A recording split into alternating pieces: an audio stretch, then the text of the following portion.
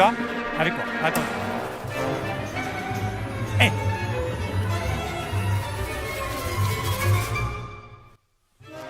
Son véritable rôle, c'est de chercher à communiquer les pensées du compositeur, ici c'est Claude Debussy, par l'intermédiaire de son interprétation, c'est-à-dire de sa vision de ce qu'il a pensé de la pièce. En somme, le chef est un transmetteur, c'est un passeur. 1, 2, 3, 4. Le chef a une utilité pour le collectif, c'est ça la première chose. Il a une utilité pour mettre tout le monde d'accord. Il permet donc la cohésion. Il le fait avec ses gestes.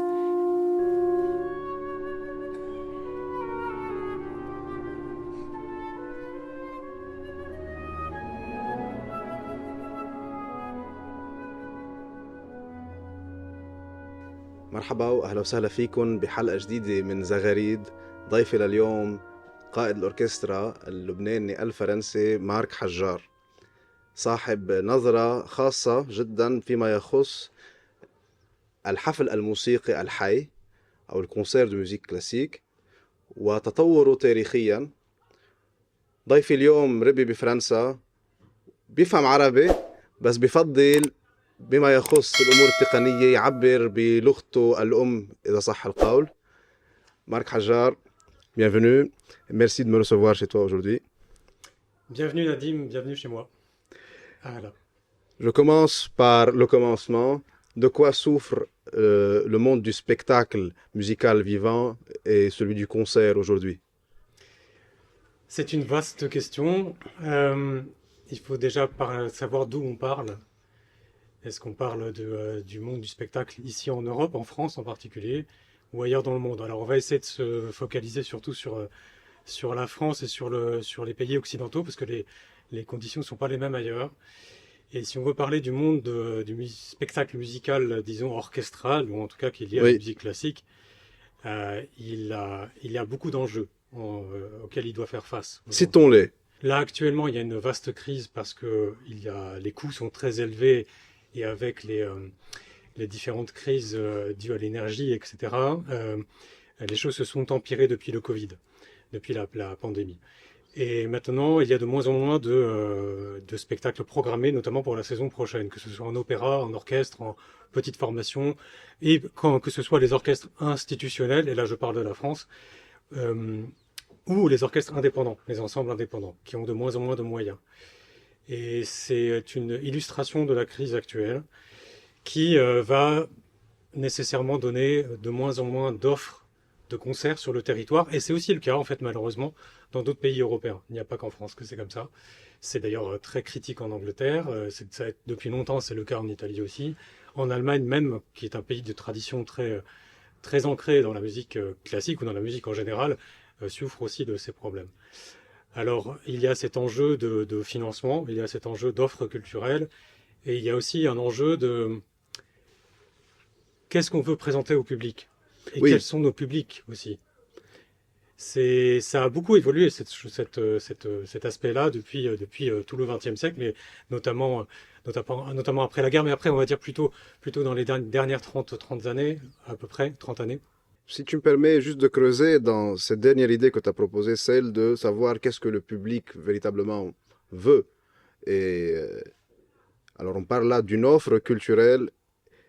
Est-ce que tu conçois qu'il y a nécessairement il y a un déclin dans la demande de ce genre de, disons, produit musical ou c'est dû à quelque chose d'autre? Et il y a plusieurs raisons. À mon avis, il y a plusieurs raisons. En tout cas, c'est comme ça que je l'ai expérimenté, moi, dans ma vie musicale depuis professionnelle, en tous les cas, depuis au moins 10 ans. Et il y a plusieurs raisons. Je pense qu'il y a une question de quel public on veut approcher. Et parce que depuis un certain nombre d'années, le public, même s'il y a des démarches pour aller conquérir, aller parler à d'autres personnes qui n'ont pas l'habitude de venir à des concerts, que ce soit d'orchestre ou de musique classique en général ou contemporaine, en tout cas des formats de concerts dits de musique savante, on va dire. Quand même, il y a des démarches pour aller chercher d'autres publics. Depuis un certain temps, il y a le public qui vient et quand même concentré majoritairement sur des personnes qui sont habituées à venir. Et les ouvertures ont été timides, mais là elles vont de plus en plus loin. mais je pense que pour l'instant, c'est pas encore totalement ouvert, on va dire ça.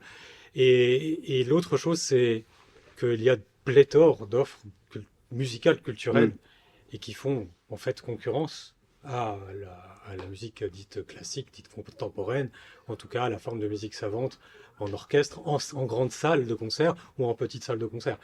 Et, et cette offre-là, elle est constituée d'énormément de choses, hein, que ce soit dans la musique pop, dans la musique, dans le rap, dans plein d'autres esthétiques musicales, énormément des musiques qui viennent de partout dans le monde. Donc on a ouvert un marché mondial, un marché très très grand, qui a une force de frappe très importante, due à des financements aussi très importants, et en fait qui est une musique, en tous les cas, il y a une grande influence de la musique dite commerciale.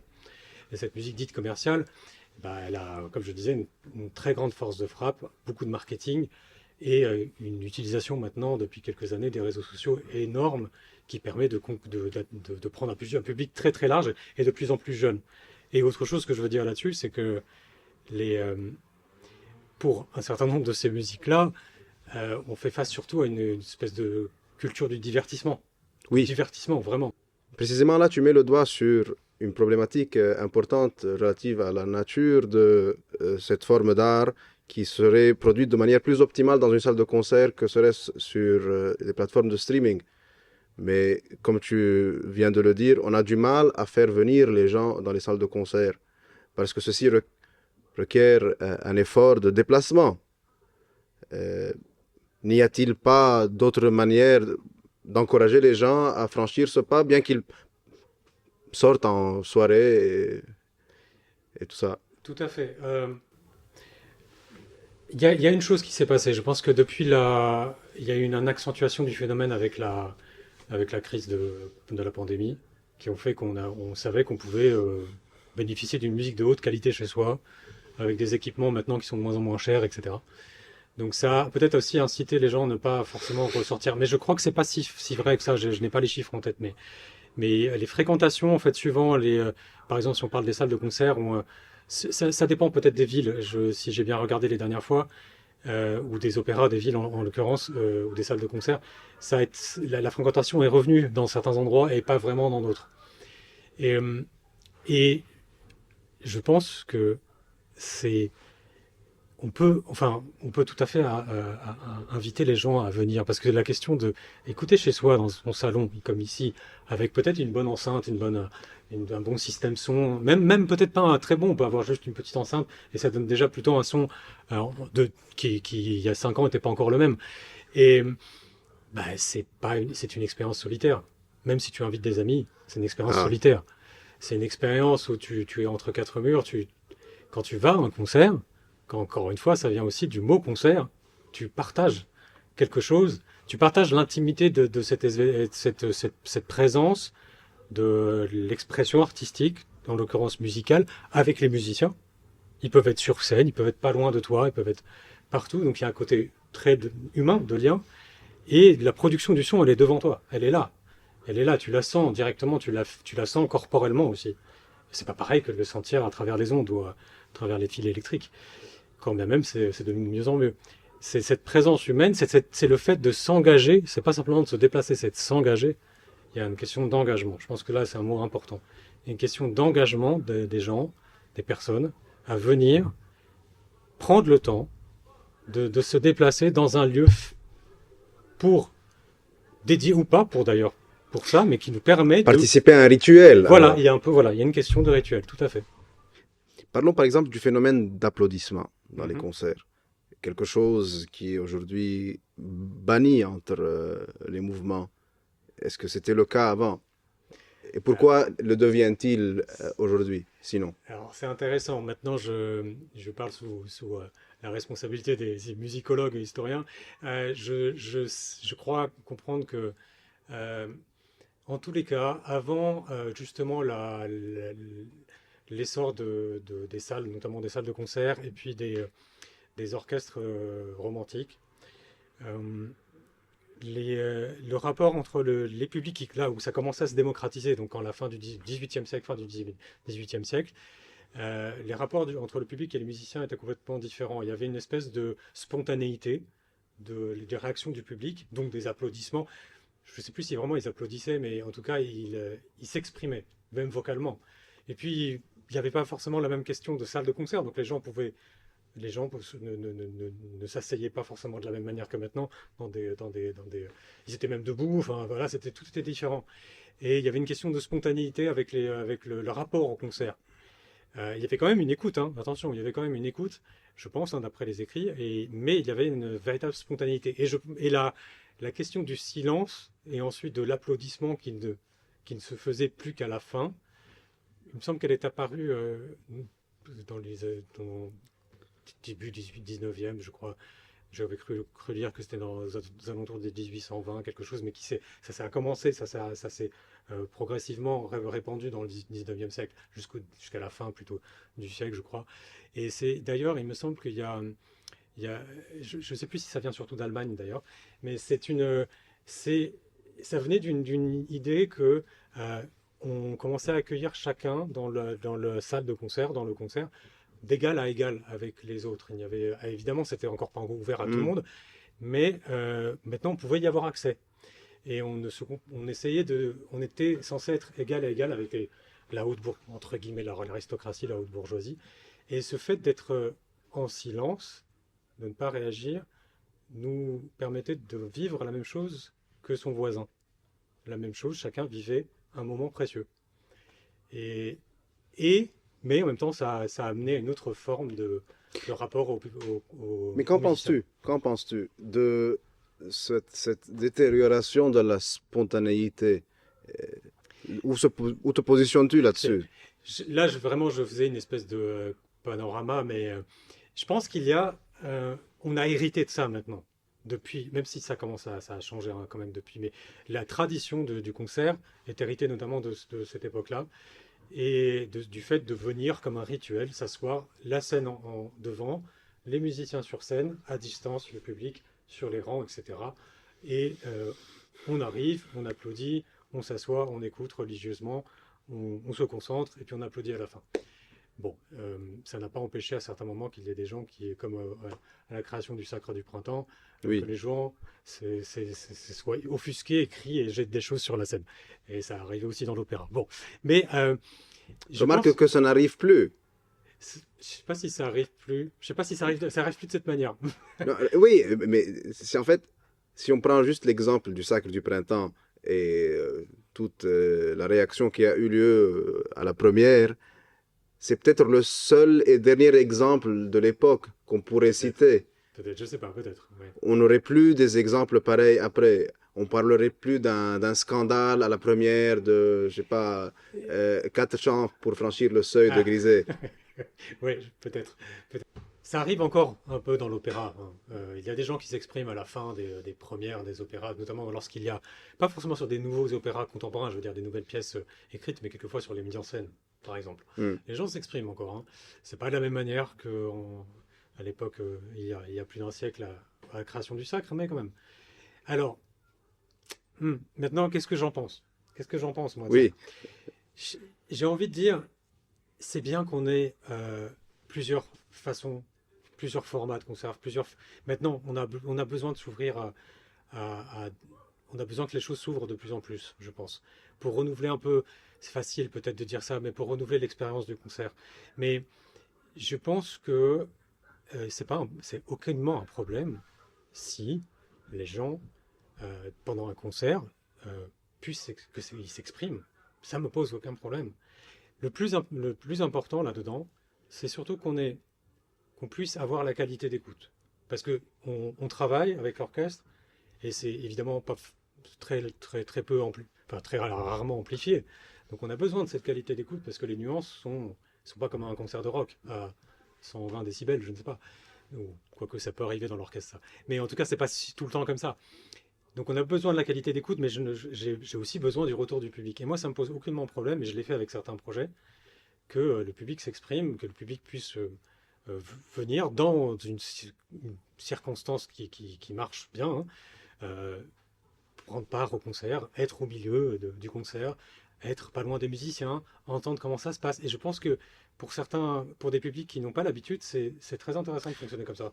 Parlons de ces projets-là que tu as menés jusqu'à aujourd'hui en ce qui concerne surtout cette idée de transformer l'écoute en une écoute plus active, euh, disons plus participative aussi au concert. Euh, Quelque chose que tu as tenté déjà et j'aimerais savoir plus sur ces projets-là. Oui, donc j'ai créé des projets avec avec un orchestre que j'ai monté à Paris il y a déjà à peu près Déjà, 10 tâche pas ans. facile de monter un orchestre. Non, c'est pas simple et c'est encore moins facile en ce moment. Les financements sont plus difficiles à obtenir, mais c'est toujours possible, c'est toujours possible. Et j'ai monté cet ensemble qui s'appelle Ensemble Nouvelle Portée avec mon collègue Victor Jacob. On est deux chefs d'orchestre. On a monté ça il y a un peu plus de 10 ans maintenant, à peu près 10 ans. Et, euh, et nous proposons maintenant depuis. En fait, nous avons créé un format de concert que nous réfléchissons depuis un certain nombre d'années, qui n'est pas unique, hein, c'est pas la première fois que ça se fait. Nous avons notamment vu ça à Londres, avec un autre orchestre qui s'appelle Multistory, qui a été, je pense, peut-être un peu précurseur là-dessus. Mais, et nous avons un peu été influencés par ça pour créer un format de concert où, dans des lieux qui ne sont pas du tout dédiés à la musique classique. Donc là, en l'occurrence, c'est dans des lieux, par exemple, ce qu'on appelle des lieux de vie, des Hmm. tiers-lieux de vie. Par exemple, là, c'était au Grand Contrôle à Paris 12e, à cause c'est un ancien hangar des chemins de fer, euh, qui a des restaurants, des choses, des bibliothèques, ce que tu veux, mais c'est très très grand, dans un grand hangar. Et ça permet, on voulait véritablement faire une espèce de concert dedans, mais dans lesquels le public pourrait aller et venir, déjà. Donc il n'y a pas de siège où on pose les choses un peu à plat comme ça et les gens peuvent venir, aller prendre un verre s'ils ont envie, tant que ça ne dérange pas le concert, mais ils viennent, ils s'assoient, ils repartent à la fin d'un mouvement, c'est aucun problème. Et en même temps de cela, on voulait proposer aussi pour pouvoir ramener du public qui ne connaissait pas forcément la musique symphonique, mais qui connaissait peut-être aller un thème de Mozart, un thème de Beethoven, ou même un thème de Mahler, ça peut, parce qu'on va peut-être pas en faire un programme dessus, ça peut être n'importe quelle pièce, mais on s'est dit, tiens, ce thème je le connais, la pastorale de Beethoven, j'ai entendu, Hmm. le thème du premier mouvement, etc. Euh, L'amener à travers ça à revenir découvrir la pièce. Et pour découvrir la pièce, on a proposé au public de se partager, euh, aller faire un petit parcours dans le grand lieu, aller voir des musiciens dans des petits ateliers à droite à gauche, 5 ateliers, 5 mouvements, et ils viennent écouter tel thème, ils viennent participer avec les musiciens, ils vont peut-être chanter, ils vont peut-être diriger un petit peu de musique, c'est super Tout ça. intéressant.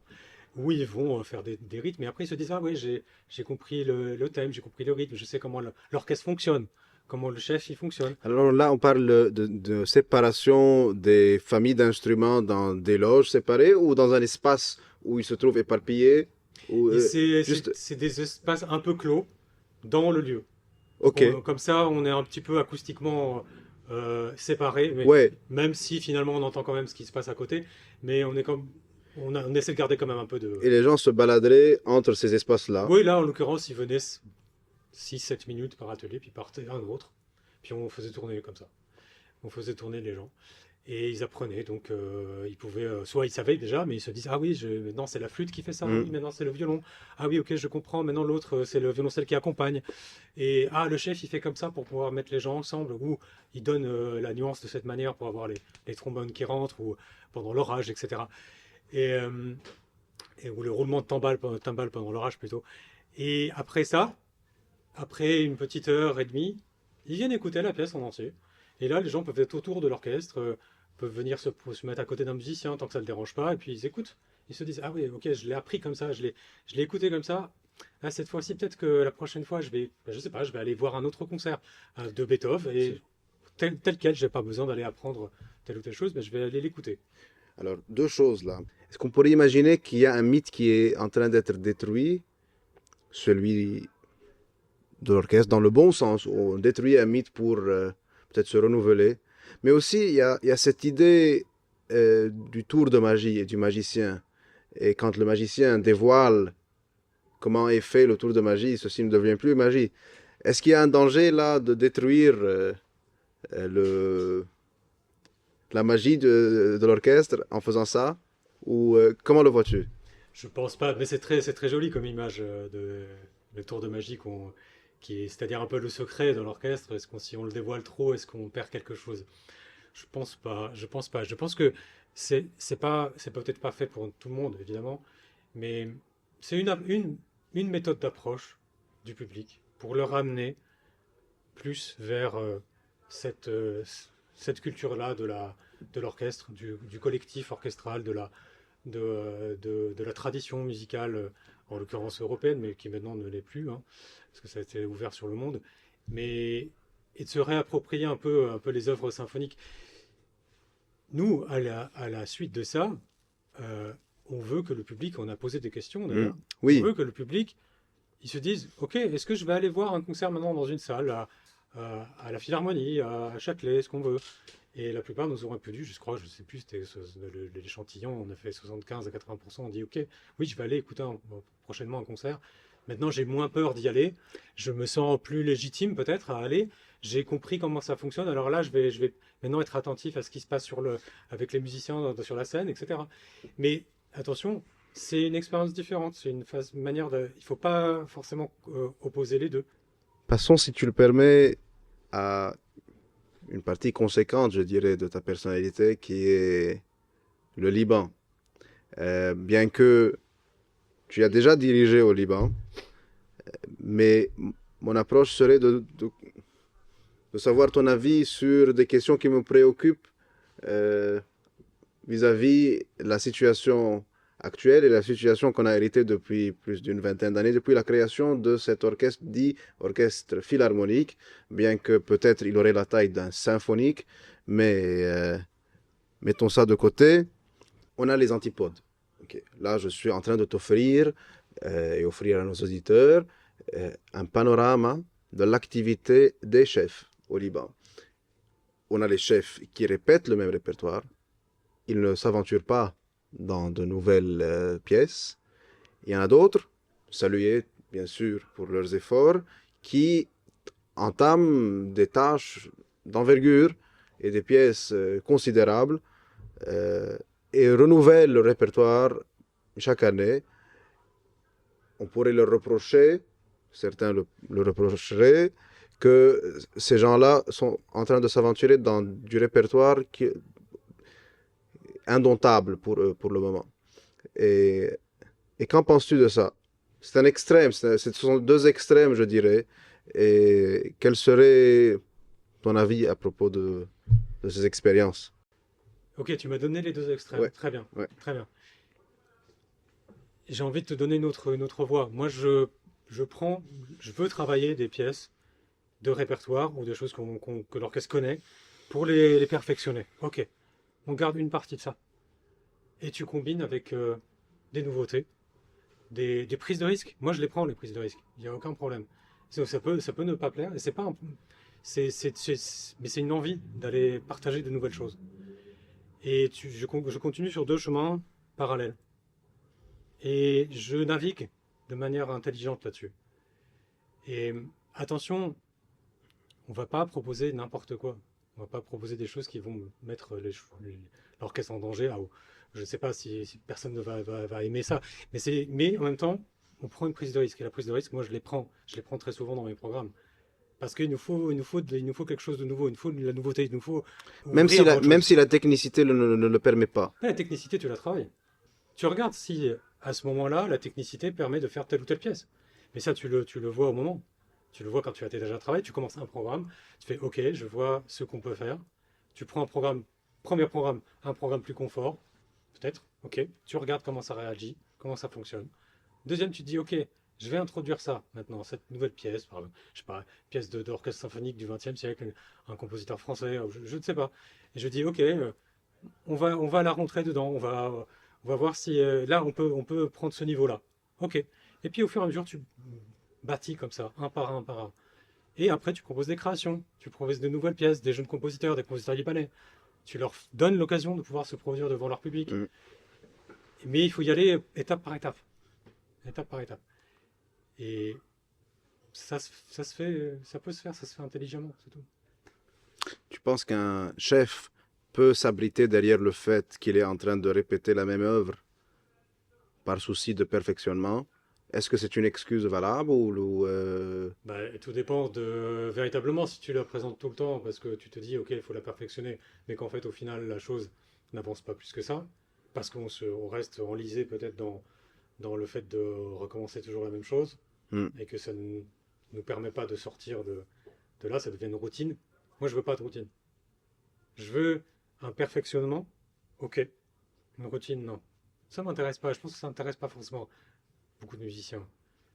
C'est facile. Ok, il y a des moments, tu fais des programmes faciles, d'accord, mais si tu veux, le but c'est d'avancer en fait. C'est de se dire, ok, on va prendre des challenges sur autre chose. C'est de se dire, on peut aller encore plus loin que ça. Mais pour n'importe quel orchestre, c'est possible. Ça. Il n'y a pas de restriction. Pas de restriction. quels sont les telltale signs? Ok, ça c'est peut-être une question vulgaire, Oui. une vulgarisante. Quels sont les signes qui peuvent dévoiler un bon chef d'un mauvais chef? Hmm. Alors, je vais dire déjà que c'est peut-être le seul métier musical dans lequel comme on ne produit pas nous-mêmes le son, c'est des autres qui produisent pour nous. On a un instrument qui s'appelle l'orchestre, mais on n'a pas d'instrument physique avec nous Ouais. sur lequel on joue. Donc la technicité n'est pas la même que si tu joues du violon. Oui. Tout de suite, on s'entend si ça ne fonctionne pas.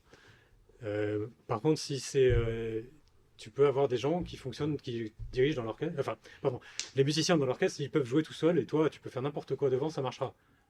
Ouais. Donc là, c'est, on peut se s'abriter derrière ça. Ça arrive. Bon, en tous les cas, les signes qui montrent qu'il y a plusieurs, à mon avis, il y a plusieurs choses. Il y a tout simplement comment les musiciens réagissent à ce que tu leur donnes. Ils sont pas dupes, les musiciens, ils savent. Ils sont très bien formés. Si tu fais n'importe quoi et qu'eux, ils sont obligés de jouer tout seuls ou de se baser sur le premier violon ou n'importe qui d'autre dans l'orchestre, ils vont plus te suivre. Et ça se voit, la déconnexion est évidente. Ça se voit même sur scène, que les musiciens se fichent de ce qui se passe devant eux. Et ils jouent tout seuls. Bon, ça, c'est un signe. Un autre signe, c'est si tu ne sais pas où tu veux mener tes musiciens. Si tu n'as pas une vision claire, une vision précise et une vision que tu es capable de communiquer. Bah, dans ces cas-là, c'est pareil, ça va jouer un peu tout seul ou ça va mal marcher. Et ensuite, il y a peut-être une autre chose qui est plus d'aspect plus général, plus hors uniquement technicité de la répétition. C'est qu'est-ce que tu veux faire avec un orchestre en fait. C'est quoi ton rôle ici? Qu'est-ce que tu fais devant le public? Pourquoi tu es là? Pourquoi tu es là à faire un concert avec les gens? Si tu sais, si, Mais il faut, je pense que c'est très important de savoir pourquoi tu es là. Pourquoi tu montes sur scène, tu as 5 secondes, ta porte s'ouvre, il te reste 5 secondes avant d'arriver Si sur la le podium. réponse est la gloire, Oui, mais oui, il y a une forme de gloire, d'accord, c'est très bien, mais je pense que c'est pas suffisant. J'espère que c'est pas suffisant. En tout cas, moi, je le vois pas comme ça. il faut noter qu'un chef d'orchestre n'est pas uniquement quelqu'un qui occupe un poste dans un orchestre, mais aussi quelqu'un qui crée des initiatives, fonde des ensembles, comme tu l'as fait. Peux-tu nous parler de cette expérience-là et qu'est-ce que ça requiert? Moi, dès que j'ai voulu être chef et que j'ai voulu en faire mon métier, parce que c'est arrivé il y a à peu près 10 ans, professionnellement parlant, j'avais envie d'explorer plusieurs facettes du métier. Et le métier, maintenant, il est très diversifié. Il y a être chef invité, chef permanent d'un ensemble, d'un orchestre, d'un grand orchestre, mais ça arrive généralement plus tard dans la carrière, et aussi monter ses propres initiatives, ses propres projets. Ça va avec maintenant la façon dont le métier est s'ouvre en fait depuis un certain nombre de dizaines d'années.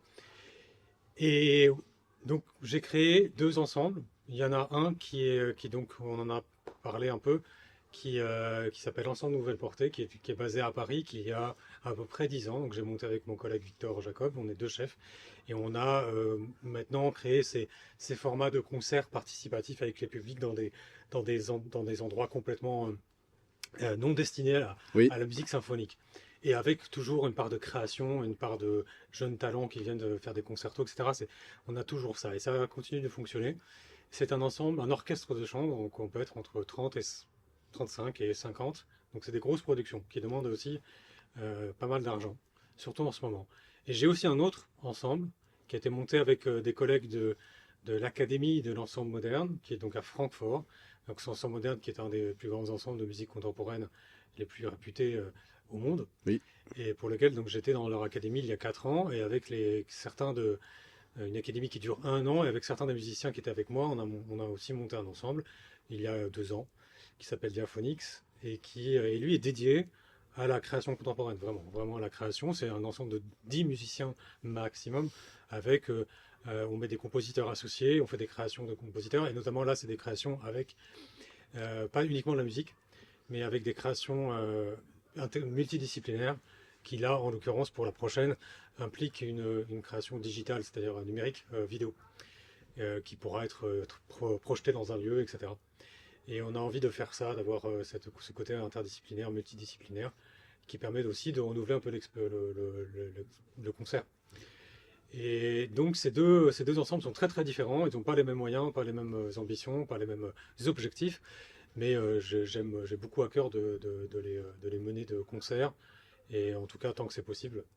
Et les moyens maintenant, les moyens ils sont, si on parle surtout de celui qui est à Paris, parce que ça fait plus longtemps qu'il fonctionne, euh, on a besoin, pour par exemple le projet qu'on a monté donc, avec les concerts participatifs il y a quelques mois, c'est des budgets de plusieurs dizaines de milliers d'euros qui sont, là en l'occurrence c'était un premier projet, donc on a dû le financer nous-mêmes pour pouvoir le montrer, pour pouvoir montrer nos preuves.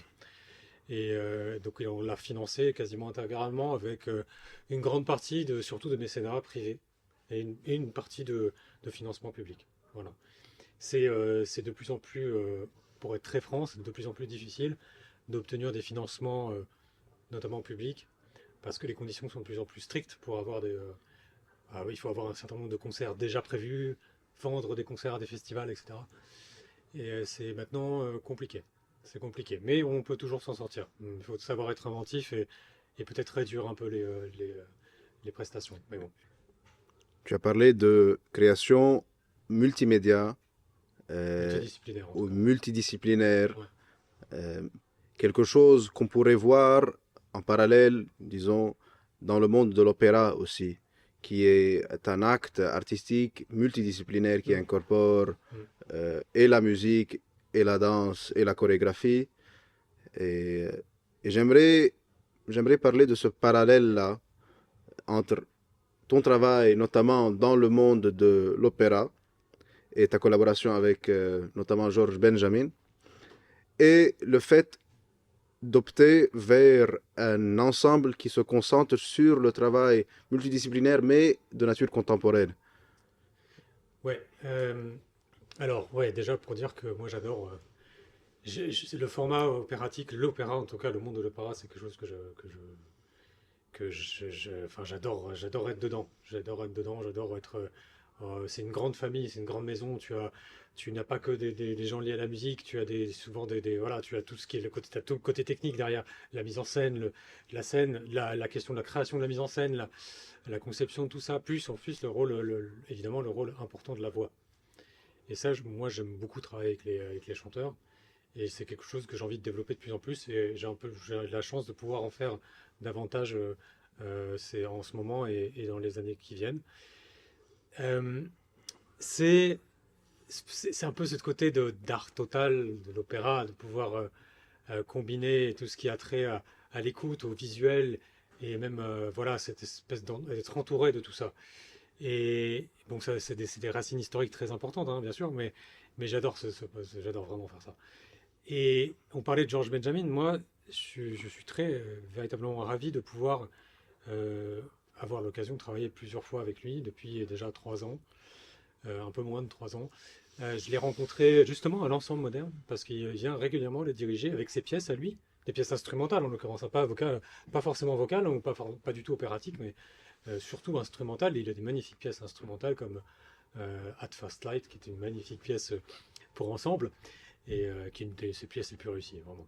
Et il a une clarté, il a une expression, une orchestration magnifique. Et pour l'opéra, en l'occurrence, il sait très très bien utiliser la voix, il sait très bien la fondre dans les instruments, et elle peut quelquefois ne pas être doublée par aucun instrument. C'est-à-dire que le chanteur doit avoir sa note, trouver sa note par rapport à ce qui se passe. C'est pas facile du tout, mais, en même temps, il utilise la voix comme un instrument aussi de l'orchestre, et ça marche magnifiquement. On comprend tout le temps, c'est en anglais, les opéras, on comprend, t'as pas besoin de surtitres. Tu comprends parfaitement le Ah, il mot. y a une clarté dans l'énoncé. On peut toujours le Parfait. suivre. On peut parfaitement le Ce suivre. qui Si n'est tu pas comprends toujours l'anglais, évident dans les opéras. pas du tout. Et là, à 90% du temps, tu comprends les mots, même si tu ne comprends pas l'anglais, en tout cas, tu sens que tu entends les mots clairement, distinctement. Et c'est magnifique pour la narration en opéra, pour comprendre le drame, etc. Et donc, ouais, j'ai la chance de travailler avec lui plusieurs fois. Finalement, je connais, j'ai déjà vu, il a fait 4 opéras jusqu'à présent, dont le dernier a été créé l'été dernier au Festival d'Aix-en-Provence, ça s'appelle Picture a Day Like This. Et j'ai la chance de pouvoir travailler avec lui sur la, la tournée de cet opéra qui viendra à Paris. En mois d'octobre, l'Opéra Comique, je travaillerai dessus. Et, mais j'ai aussi travaillé sur les autres. Mais en fait, je les connais les 4 maintenant. Enfin, en tout cas, il n'y a que le premier sur lequel j'ai pas vraiment étudié. Et j'ai vraiment, voilà, je suis très content de pouvoir continuer à collaborer là-dessus. Et puis, de continuer dans le monde de l'opéra, comme on disait. Et par rapport à Diaphonix, disons que c'est pas, j'espère qu'on aura l'occasion peut-être de faire de l'opéra dans le futur. Maintenant, là, je pense que là, c'était vraiment pour pouvoir se combiner à quelque chose d'autre qui est lié à la musique, qui permet à la fois de le sublimer, de pouvoir proposer aux gens autre chose, et de se dire, on peut être par exemple dans un concert un peu immersif. C'est pareil, encore une fois, c'est facile de dire ça, mais il y a des choses très intéressantes à faire là-dedans, autour de voilà, d'une projection vidéo, mais de sentir là, c'est le prochain projet qu'on va faire, avec une musique originale qui a été créée pour ça, avec un compositeur français donc un créateur vidéo français. Voilà. Finalement, finalement, on peut déduire de toute cette discussion que la musique classique, et surtout la musique symphonique, est un art coûteux, un art qui coûte cher. Mhm. Euh, et quand on passe à l'opéra, ça coûte encore plus cher. Ma question pour clôturer cette magnifique discussion serait la suivante. Sachant que cet art est un art coûteux, est-ce que la frontière pour le renouveler serait d'incorporer la multidisciplinarité encore plus dans le travail et dans la création, ou tout revient au même et le résultat final est identique au point de départ? C'est une très intéressante question. Je pense que il y a beaucoup de débats maintenant sur comment, justement, est-ce qu'on doit renouveler la forme, est-ce qu'on doit inclure d'autres arts dans le. Est-ce que la musique strictement instrumentale contemporaine, notamment, est-ce qu'elle n'attire plus? Parce qu'il faut aussi autre chose, il faut du visuel, c'est. Je veux pas répondre toujours avec un truc au juste milieu, c'est pas ça, mais il y a, à mon avis, il faut pouvoir au moins offrir ça, au moins ouvrir de plus en plus cette forme de concert. Et justement pouvoir intégrer, amener des publics qui sont peut-être plus euh, habitués justement à à des formats de concert avec une question visuelle vraiment importante, une question de pouvoir se mouvoir aussi, pas rester assis, et de les amener, nous, à travers ça, à de la musique d'aujourd'hui, et pas que, et aussi de la musique de notre répertoire. Et on peut le faire. Voilà. C'est une des facettes de la façon de, de, de pouvoir changer, diversifier le concert aujourd'hui. Attention, je pense qu'on a besoin des deux. On a besoin de ce modèle de concert symphonique en salle, etc., qui effectivement est coûteux, c'est vrai. C'est coûteux, les opéras c'est très coûteux. Et là on a vu que pour des opéras en France, il suffisait qu'il y ait une réduction sur les coûts de l'énergie et tout de suite il y a une production qui saute. Parce que c'est centaines de milliers d'euros, ça coûte des centaines de milliers d'euros les productions en opéra, en tout cas pour des gros opéras. Ce n'est jamais rentable aussi. Ça n'est jamais rentable en soi, non, parce que tu compenseras très très très rarement avec la billetterie. C'est donc financé, mais le modèle est bon comme ça, je pense. Il doit être gardé comme ça parce que la culture est un bien commun. Donc il doit être financé par le commun, par le bien public. par donc l'État, les collectivités, ce qui est public. Et c'est pas sans vocation à être rentable. C'est pas un concert commercial. Et là, c'est justement, donc ça doit être financé. Donc c'est à perte, mais c'est financé par le bien commun. Et simplement, la question, c'est de savoir comment on jugule tout ça. Je pense qu'on a besoin de ça, parce que ça ramène, parce que ça permet de créer une vie musicale dans la ville, dans la cité, dans le rôle, c'est un rôle politique aussi de l'art. C'est qu'il doit permettre aux gens de se rassembler, en tout cas pour la musique, ils se rassemblent, ils passent ces expériences, ils se connaissent de mieux en mieux, et ils s'élèvent à travers la musique, et à travers une tradition musicale, mais aussi à travers la création d'aujourd'hui. Et pour terminer, on a besoin de cette ouverture avec des formats complètement différents qui permettent à un nouveau public de nous rejoindre ou de permettre de renouveler pour ne pas se scléroser dans un format.